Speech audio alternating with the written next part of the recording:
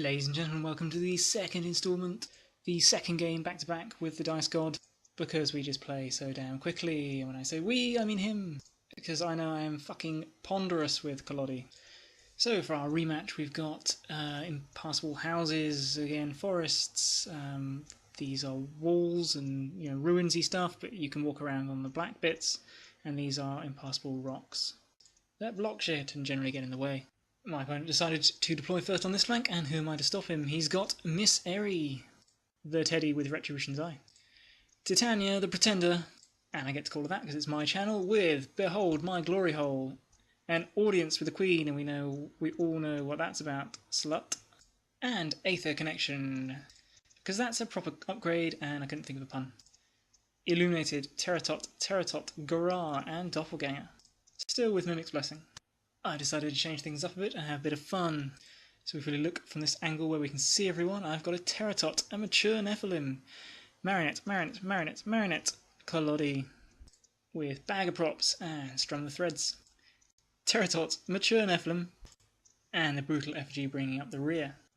I got the idea for this crew after playing a Sommerteeth Jones list back in Battle Report 32, where the guy had Sommer and a bunch of gremlins that basically called all their bros and turned into a new crew, and then had two really hard-hitting flanks with, I think, Gracie and Bert on one side and Francois on the other. So I've tried to build a Neverborn version of it, and I don't think it's as strong, but it certainly was fun to play. So for my plan this game, Headhunter again. There's nowhere on the board I really need to be, so I'm planning to hang back around this area, be a bit defensive. See if I can get his pieces to attack mine one or two at a time. Hold the ground with my puppets. Have some hanging back to collect heads, and bring in the flanks to hopefully pulverize some shit. Turn 1, off we go. I've learned how to count to 6. I know you're shocked. Puppets move up, going defensive, focusing and pushing Kolodi around. One of his early moves was to put Teddy up here, and that's a pretty tasty spot for Kolodi. So I'm edging him up so I can hit Teddy, do some damage, slow it, and hopefully pseudo-paralyse it for turn 2. But oh no, I've fallen for my opponent's trap. And he moves out with Titania. And oh fuck! I can't stop an audience with a Queen, and that is not a good place for a 9-wound, no decoy puppet to be. But Kolodi shows that he's not to be messed with. He goes fast, he breaks out of engagement with his push, and a walk around here to get to it. He slows the Teddy, and I think gets a Severe, and slows the Illuminated, and I think I got the red Joker on this, because I attacked again, I think, and couldn't kill it, and it's definitely only on 1 wound, whereas thanks to Fear Not the Sword, Kolodi is at full health. So my Nephilim move out to the centre to be in position next turn. We've got the Gorah coming in, attacking Kolodi. I think that's what it did anyway.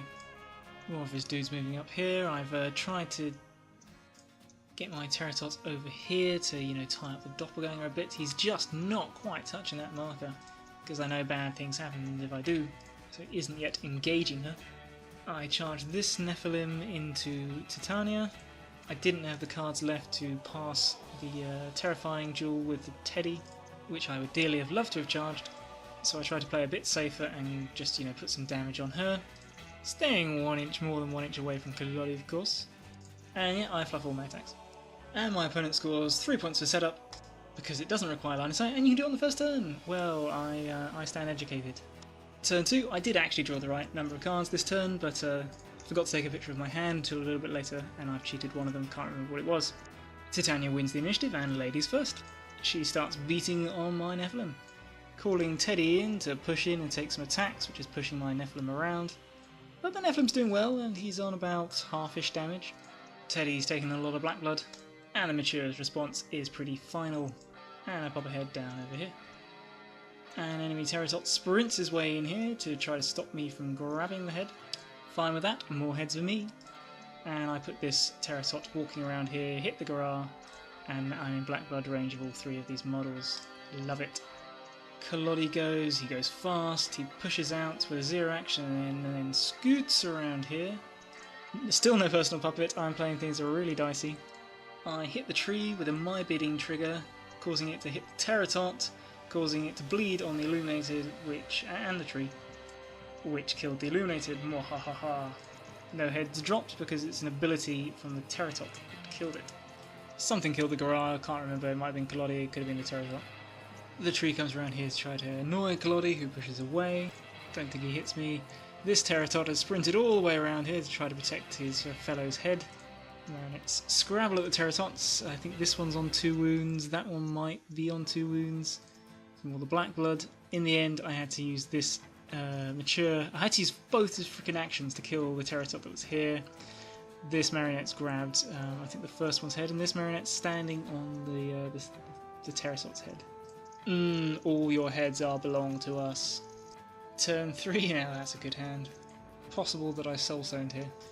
Titania wins the initiative again, breaks away from my Pterotot and flies over here, then flies over here.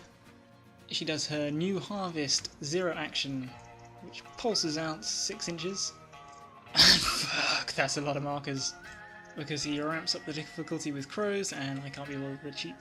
I reckon he used his final attack to hit this thing and gave it the glory ability. And yeah, I reckon this is when it took damage.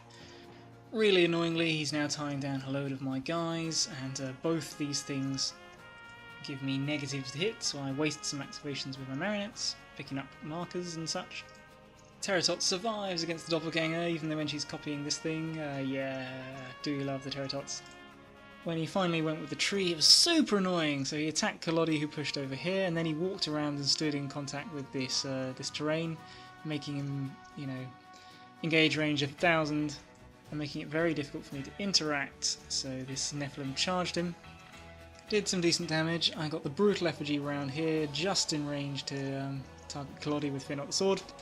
Kalodi finished the tree, double my wills, the marionette and the dress, to walk over here and pick up the tree's head, and finally puts a personal puppet on this marionette. And by the end of this turn, my opponent has worked out that I'm doing Entourage, but he doesn't know who I'm trying to take prisoner on. It could be the doppelganger, it could be Titania, and I'm pretty sure he's going for Entourage as well. Turn 4, I like my hand again. Makes such a difference. And yeah, the crew's split, so I think Titania went first again, hit some stuff and moved over here. We lost a brave marionette to the Pterotot, but then killed it with the mature Nephilim, and this marionette picked up his head. The doppelganger used her 0 ability to give me double negatives to my attack. Sorry, single negative, and then ran the hell out of combat around the back of this shop, but the Pterotot sprinted after her. And this other Pterotot's coming around here to block her off. And this is just me bluffing, so that maybe he won't try so hard to get Titania away from me. Kalodi played a bit of an unnecessarily dangerous game at this point. So the brutal FG gave him Fear Not the Sword and ran over here to come tango with Titania and stand on my marionette's head. So then Kalodi went fast, which took him down to 4 wounds. He pushed over and hit Titania for a slow, healing himself, back to 5 wounds, summoned the arcane effigy from the marionette's scrap, and then ran back over here and was kind of pushed by his 2 jovial little bodyguards.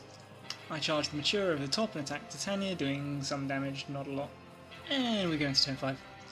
Titania gets the initiative, hits the Brutal to put down a load of markers, and then uses them to push away. Ends up where you see.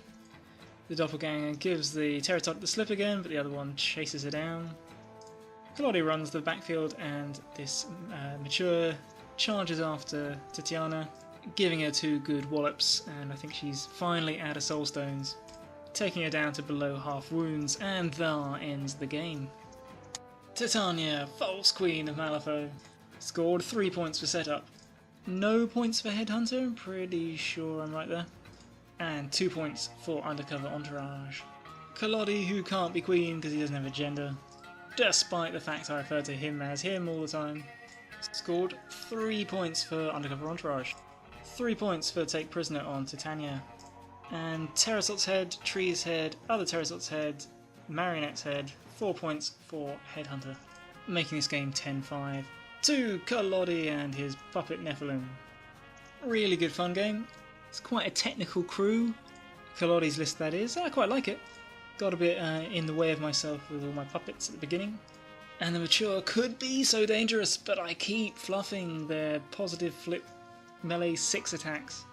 Really freaking annoying. But they do the job. And Titania, yet again, lives up to her name as the most durable Neverborn master. Aether connection plays a big part in that, and once she's out of soul stones, the Nephilim start to smell fear too. Thanks very much to my opponent for the game, and I'll catch you on the next one.